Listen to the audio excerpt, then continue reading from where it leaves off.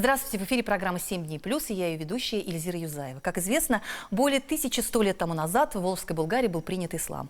Однако историкам известно, что Ибн Фадлан, секретарь посольства из Багдада, еще писал, что в момент принятия ислама в булгарских городах уже работали мечети, а при мечетях даже медресе. А сам ислам на территории Поволжья появился чуть ли не уже в 8 веке нашей эры. Вот об этих исторических перипетиях, об истории ислама в России и не только мы сегодня с вами будем говорить с нашим гостем. Это первый заместитель председателя Духовного управления мусульман России Дамир Мухиддинов. Дамир Эфенди, сәлеметсіз? Ассаламу алейкум, сәлеметсіз. Дамир Эфенди, я недавно только прослушала ваши лекции об истории ислама в России, и не только эти лекции были, да? Вы настолько заинтересованы этой темой. Я хочу сказать, что вы не просто констатируете какие-то факты, вы высказываете там и свое отношение к событиям, которые происходили именно и в Поволжье, и вообще в мире. Скажите, насколько эта тема вообще интересна сегодня и молодежи, насколько она познавательна, насколько ее еще нужно изучать, и как много мы знаем вообще об этой истории?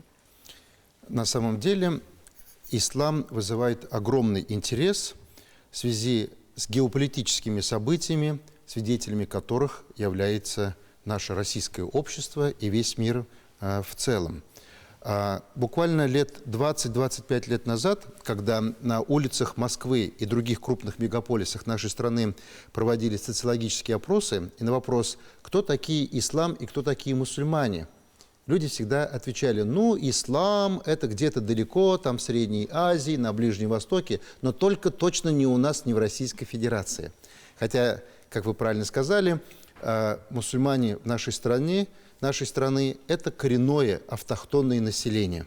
В отличие от мусульман в Западной Европе, которые появились туда, проникли туда в 8 веке, во время завоевательных арабских походов, наши российские мусульмане уже приобрели и свою и государственность, и исламскую религию в дни правления второго праведного халифа Умара ибн аль-Хаттаба. Это очень важный исторический момент, потому что Умар бин Хаттаб, как второй правитель мусульманского государства, распространяет ислам на территории Ближнего Востока. И вот уже в 643 году мусульмане проникают в Дербент, Бабуль-Абваб. Вот именно с этой исторической даты мы начинаем летоисчисление российского мусульманства, проникновения ислама на территорию нашей страны. Вот чтобы мы понимали, и слушатели понимали, чуть позже ислам распространится в Средней Азии.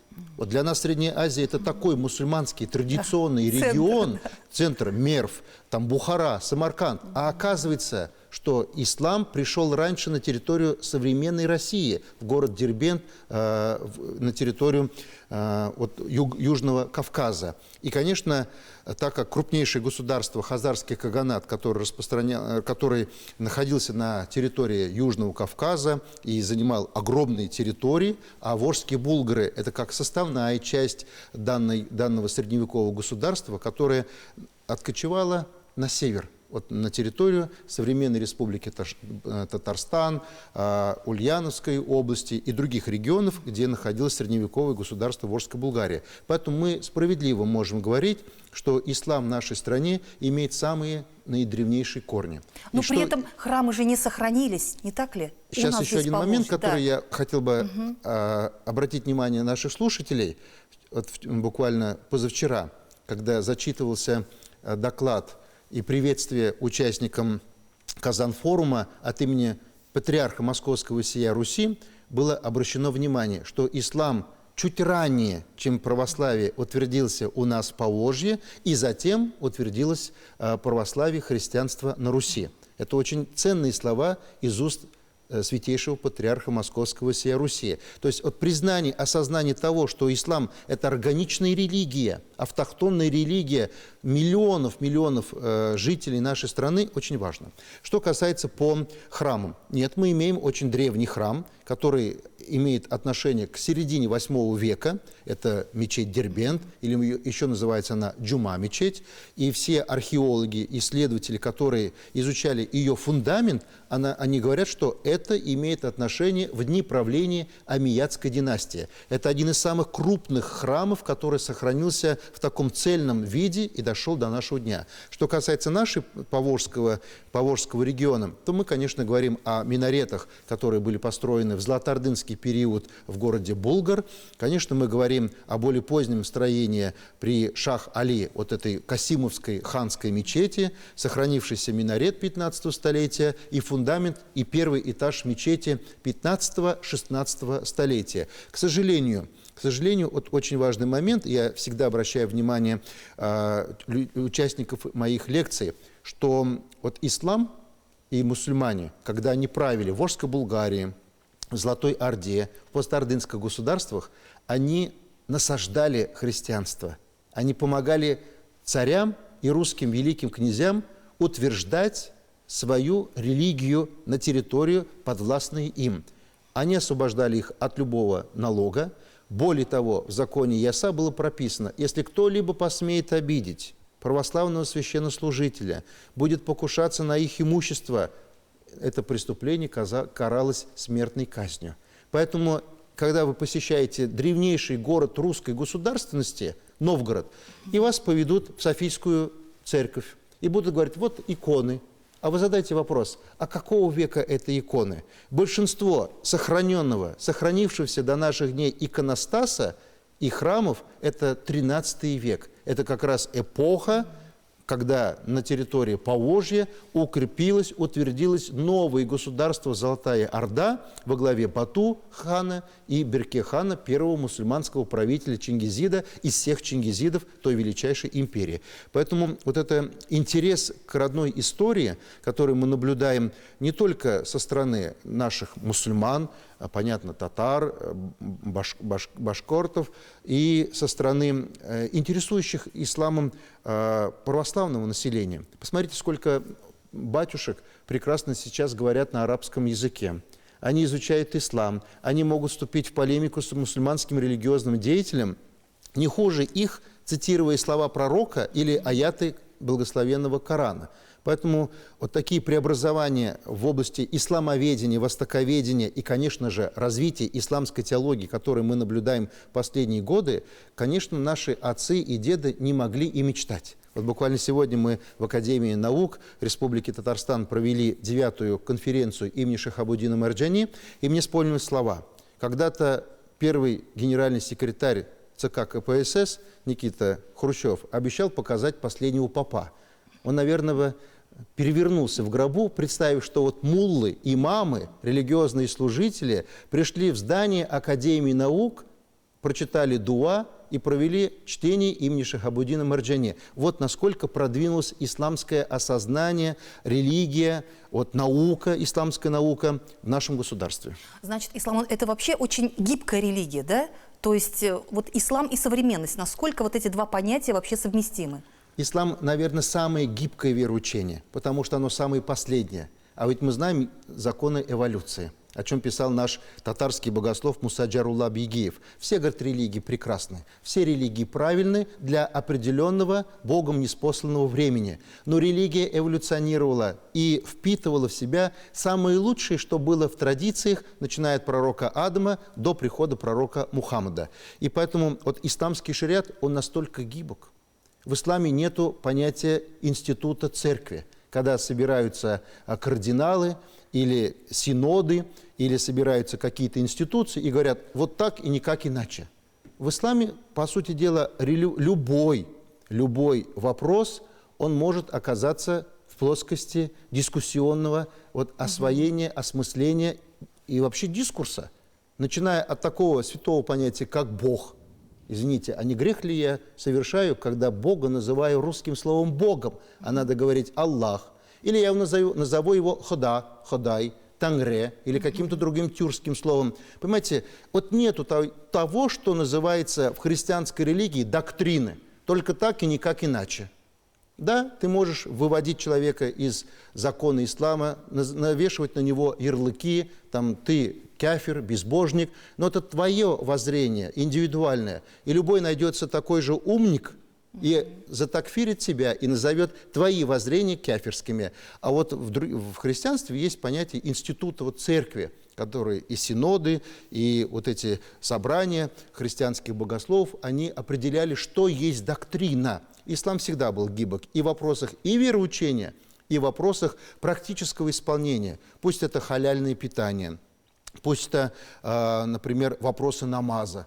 Понимаете, вот помните Муса Джурлабегиев? Ведь для того, чтобы понять, как нам, поволжским мусульманам, совершать пост, пока он на себе лично не испытал, а как он испытал? Он отправился в Финляндию посмотреть, ну как же там единоверцы, нижегородские татары, которые переселились с юга Нижегородчины, живут в Финляндии, где солнце-то вообще не заходит. Оно заходит и начинает восход. То есть соблюдать пост надо было там 22-23 часа.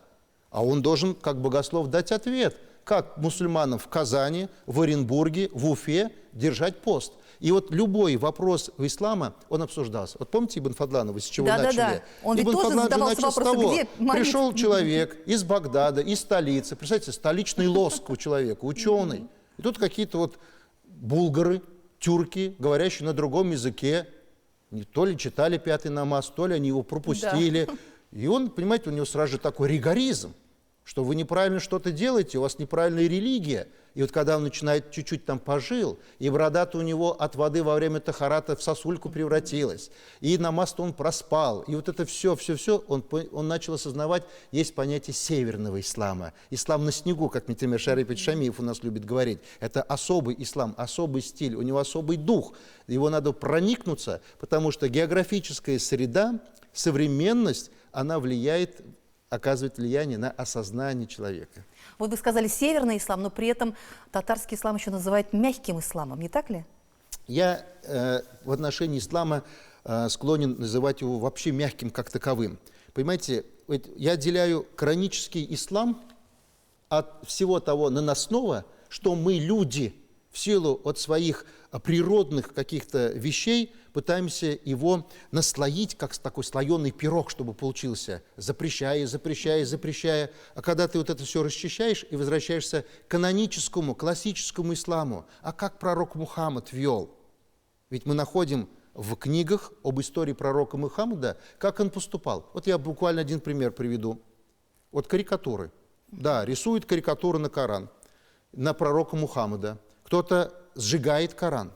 И вот современники говорят, надо этого человека посадить, его надо наказать, его нужно палками избить. И много.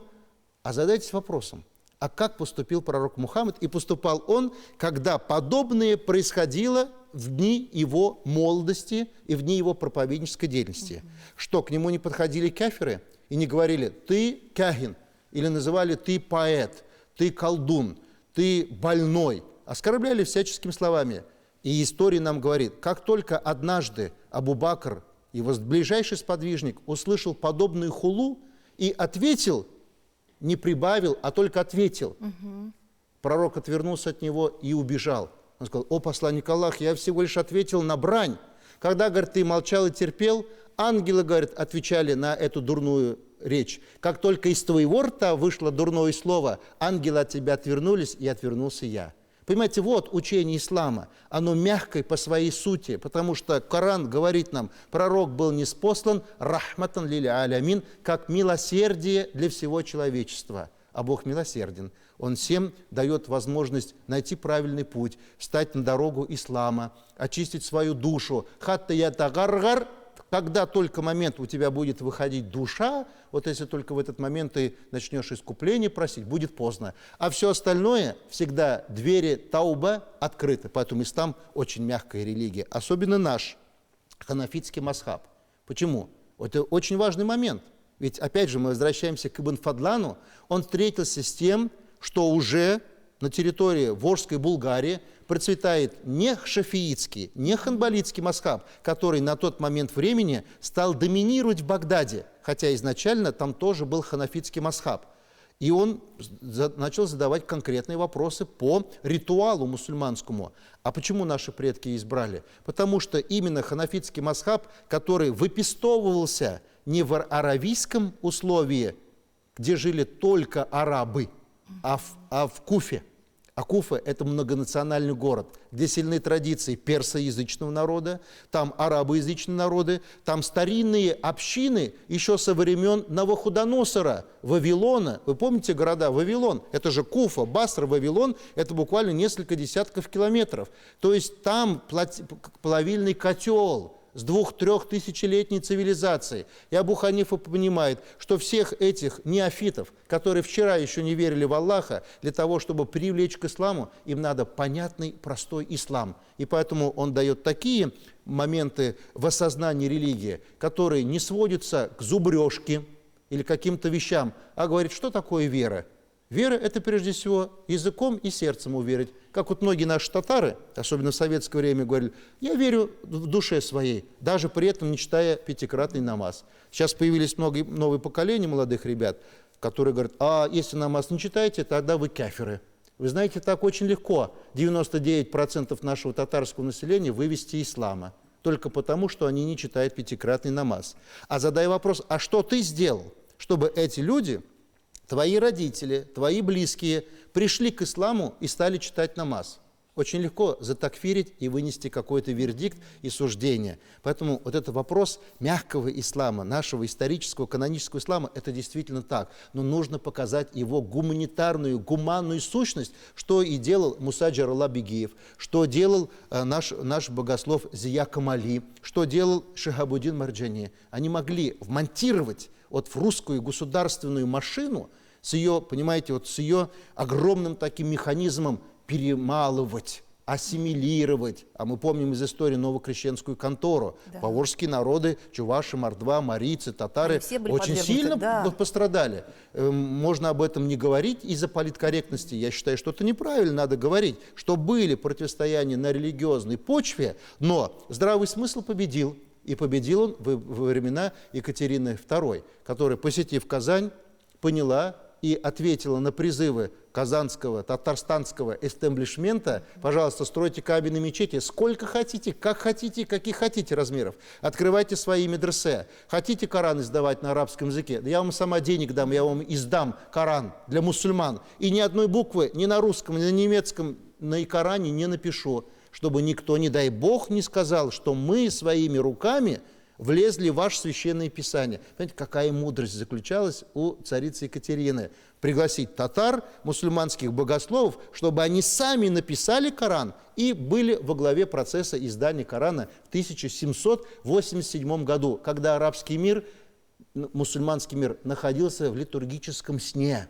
Они стали издавать свои первые печатные Кораны только столетия спустя в Тегеране, в Стамбуле, в Каире, в то время как у нас эти Кораны уже свободно ходили по всей Российской империи и за ее пределами. Да, и вот джадидизм, кстати, да, который вот в начале 19 века, в начале 20 века, в конце 19 века расцвел именно здесь же, в нашей среде. Этому же тоже были какие-то предпосылки? Вы знаете, джадидизм – это величайшее, уникальнейшее явление в истории татарского народа и в истории российских мусульман. Это вот та панацея, та вот философская мысль, тот бэкграунд, на который мы, как мусульмане России, должны опираться. Вы знаете, вот если кто внимательно отслеживает дискурс, который развивается в современном Узбекистане, в Туркменистане, в Казахстане, и в Кыргызстане, и в других республиках, для них возрождение джадидитского наследия это является чуть ли не государственной задачей. Президенты этих республик с высоких трибун требуют пересдавать и осмыслять, переосмыслять научное богословское наследие ученых конца 19-го, начала 20-го столетия. И там уже поняли, что именно вот те люди, которые осмыслили реалии меняющегося мира, который перестроился на капиталистическую основу, на торговлю, совершенно все поменялось. Они уже все эти рецепты нашли, они уже все это опробировали, пропустили через себя. Это нужно только возродить на современных языках и сделать достоянием общественности. Ведь подумайте, что такое джадидизм? Ведь это же не просто изначально осмыслялось как реформа медресе.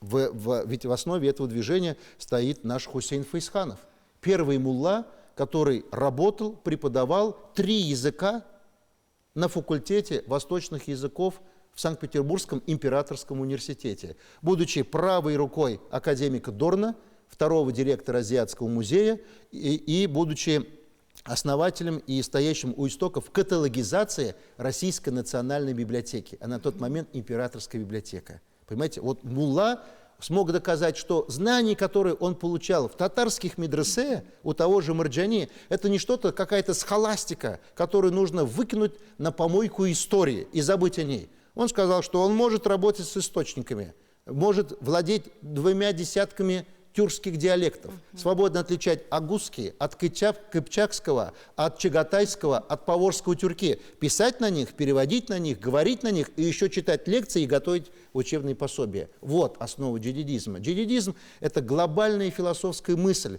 которая изменила банковское дело. Где в исламском мире вы видели, чтобы уже в конце XIX века мусульманские улемы говорили о том, что банковское дело – это не какое-то западное влияние, попытка нас закабалить, а это тот инструментарий, который обязаны мусульмане освоить, если они хотят оставаться конкурентоспособными, если они хотят, чтобы их земли не колонизировали европейцы, западные колонизаторы и банкиры, и чтобы вы не стали рабами у этих народов, вы должны основывать свои банки и углубленно изучать банковское дело. И братишка Хусейна Фейсханова, Абдулгалям Фейсханов, стал первым теоретиком экономической мысли у татарского народа в начале 20 века. Тот же Фейсханов говорит, а как без взаимоотношений, без знания русского законодательства?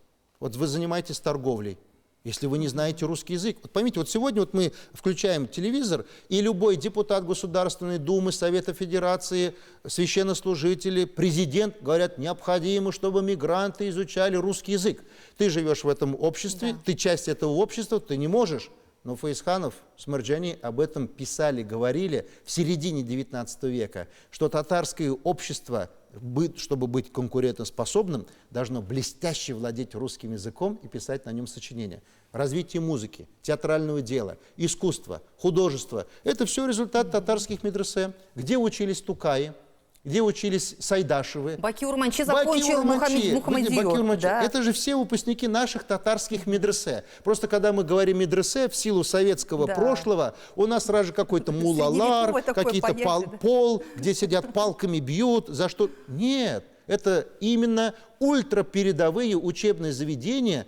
И не зря товарищ Ленин сказал, что самый образованный народ в Российской империи это были татары, поволжские татары. Он знал, о чем говорит. И мы даже, вспоминая наши разговоры наших бабушек, которых мы почему-то считали надан, укамаган, неграмотные. А ведь они умели читать. По-фарси говорили, читали, по-арабски говорили, читали. И не кириллицей, иске татаримля, старым татарским письмом, шоколада как воду пили, читали огромные тысячестраничные тексты. Вот на какой степени была грамотная татарская нация, которая обучалась в медресе 19 столетия. Дамир Фандай, вот если наша молодежь будет знать нашу вот эту историю, да, если наша молодежь будет знать вот истоки вот всего этого, вот нашего просвещения, она наверняка ведь как-то возрастет у нее и самосознание, не так ли?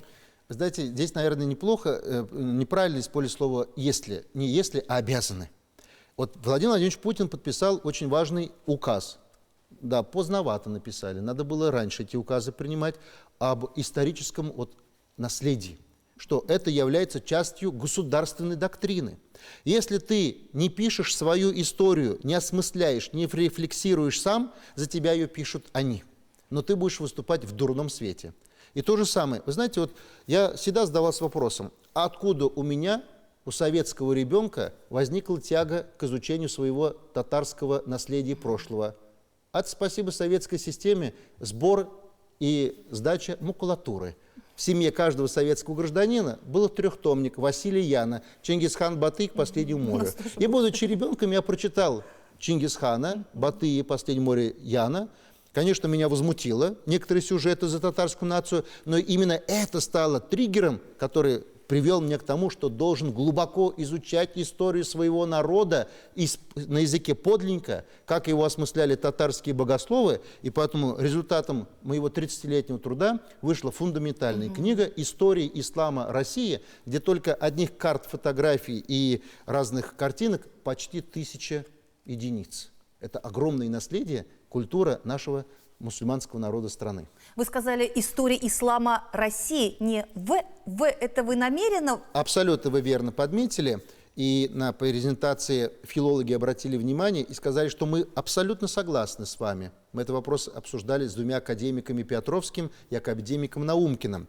Когда в России, как привнесенные, Давай. извините, а России-то еще не было, когда пришел ислам? Где Россия в VII веке? Где понятие «Русь», «русичи», кто это такие в VII веке? Российская империя, мы говорим о Российской империи именно в таком номинале только с XVIII века, в эпоху Петра Алексеевича. Ведь до Петра Алексеевича это Московское Великое княжество, их Гребенштейн и другие путешественники называли московиты, Москва доминировала. Поэтому Российская империя, Россия – это вот осмысление более позднее. А ислам-то уже был. Поэтому мы автохтонные, мы никуда-то не приносились. Мы изначально были и принимали те народы, которые приходили с запада, приходили с юга, приходили с востока. И вот в этот наш огромный тюркский плавильный картер всех перемалывали. Спасибо вам большое, Дамир Афанди, за такое интересное интервью. Бигзур Ахмед сізге. Я с вами прощаюсь. До свидания.